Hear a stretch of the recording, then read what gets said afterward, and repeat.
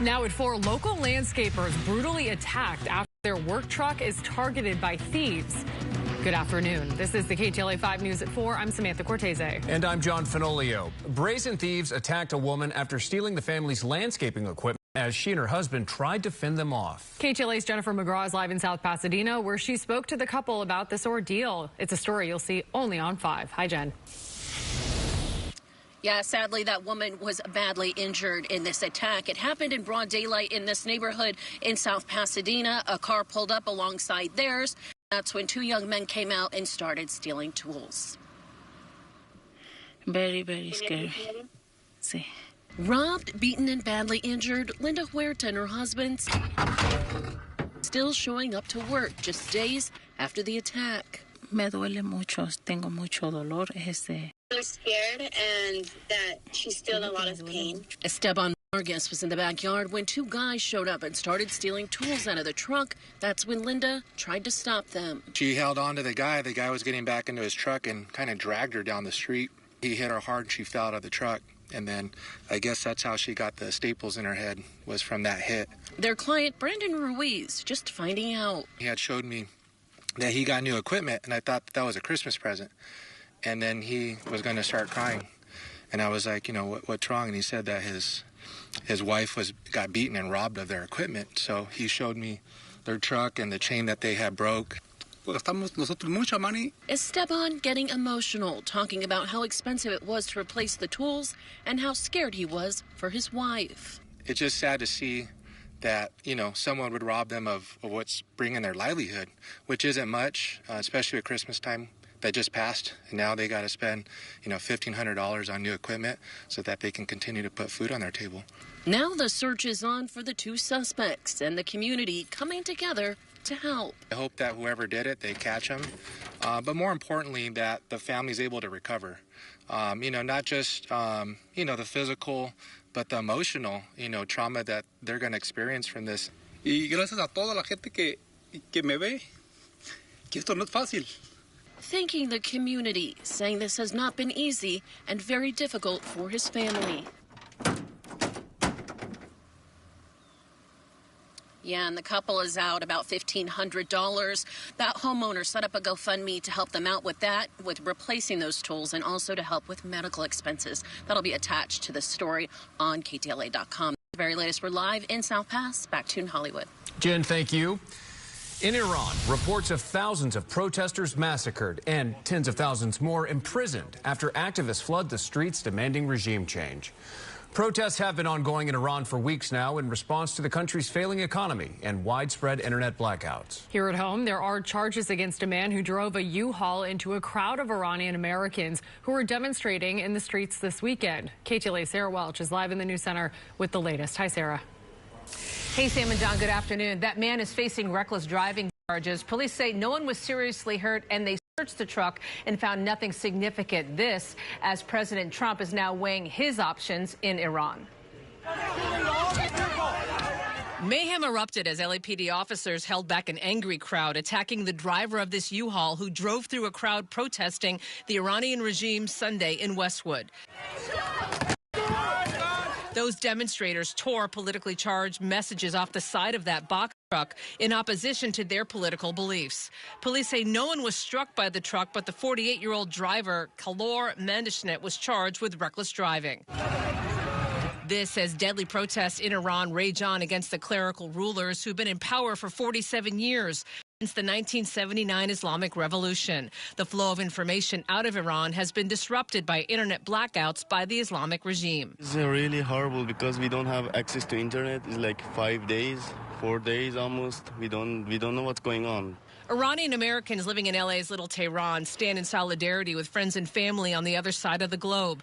This man sought political asylum in the U.S. after leading a 1999 student uprising in Iran. I am worried about the people, but at the same time, I feel like if they are not giving up, this time they can finish the job. The leaders of Iran called, they want to negotiate. President Trump is threatening to intervene on behalf of those protesters. If so, Iran has threatened to target U.S. military bases and say they are ready to negotiate, but are also ready for war. If they do that, we will hit them at levels that they've never been hit before. Any sort of military military intervention without a clear political endgame is only going to serve the regime.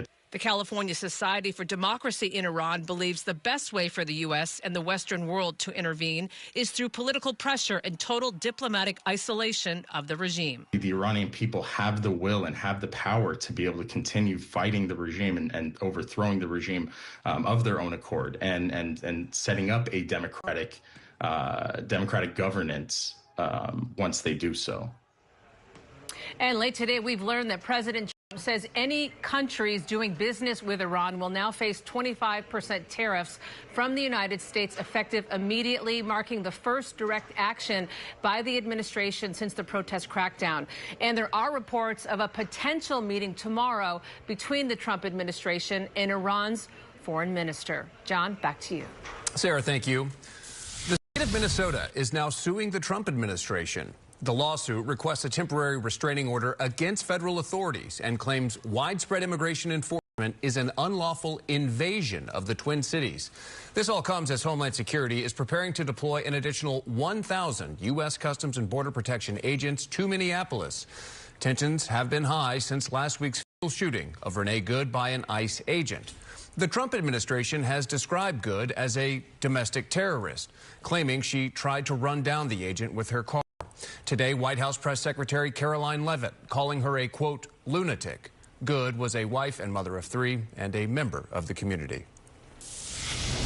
LA County Sheriff Robert Luna released a statement after a Starbucks barista was accused of serving a deputy coffee with a hand-drawn image of a pig on the cup.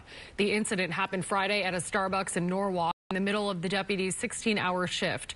The sheriff calls the incident, quote, extremely offensive and a Starbucks spokesperson condemned the employee's actions, but says the drawing appears to be a popular meme not associated with law enforcement.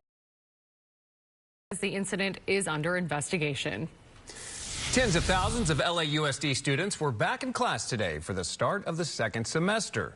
School officials say they're starting off the semester with renewed optimism and a commitment to keeping students learning, supported, and safe. And while enrollment for the district is down this year, attendance is up.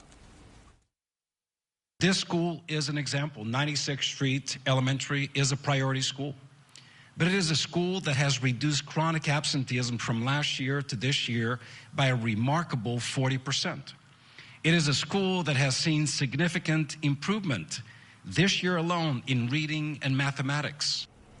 New data from the Smarter Balanced State Assessment show improvements across all grade levels with historic highs in reading, math, and science.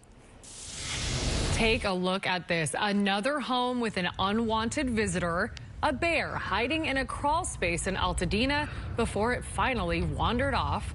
We still don't know if this is the bear, the same bear that was living under a home in that same Altadena neighborhood. That bear stayed there for 6 weeks. KTLA's Kimberly Chang has more from Altadena.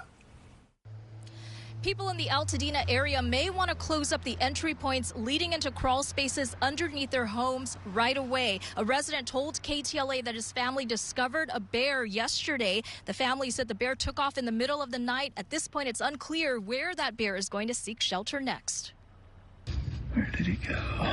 A startling discovery for an Altadena family. Video shows a bear tucked away in a back corner of a crawl space underneath their home. A resident contacted KTLA and said he believes the bear has been there about 4 to 5 days. The family doesn't want attention and asked us not to reveal their address. This is in a neighborhood near Altadena and Midwick Drives, less than a half mile from this home that you may remember where a bear lived for weeks. It's not clear if this is the same bear that moved into a crawl space underneath a house on Altadena Drive. It appeared to be about 500 pounds. From around Thanksgiving until after Christmas, the bear refused to leave. The homeowner and state wildlife officials tried unsuccessfully to lure the bear out using various methods, including air horns, paintball guns, and scents. The homeowner said a nonprofit called Bear League from Northern California eventually stepped in and used paintball guns to chase the bear out. The homeowner then put an electrified mat over the opening to the space, and when the bear returned, the small shock scared it away. But the homeowner said the bear already caused some costly damage. Neighbors are wondering if the same bear is bouncing around from house to house. We need to close up the crawl space. What are you going to do? Grab the bear and tell them to get out? I mean, they're gigantic. And they're very strong. We spoke with an Altadena resident, Deborah Wilson, who said it's important that people secure the entry points underneath their homes. We had some coyotes took residents in a crawl space a few blocks over and had litters for a couple of years. That was their home, you know. So if the bear doesn't get you something well, so you better close up best you can. Now, as for this most recent bear sighting, the resident told me that his family reported the incident to the Pasadena Humane Wildlife Hotline, and they're supposed to contact California Department of Fish and Wildlife. I spoke with a spokesperson there, and he said they have not received any reports about this bear yet. Reporting in Altadena, Kimberly Chang, KTLA 5 News.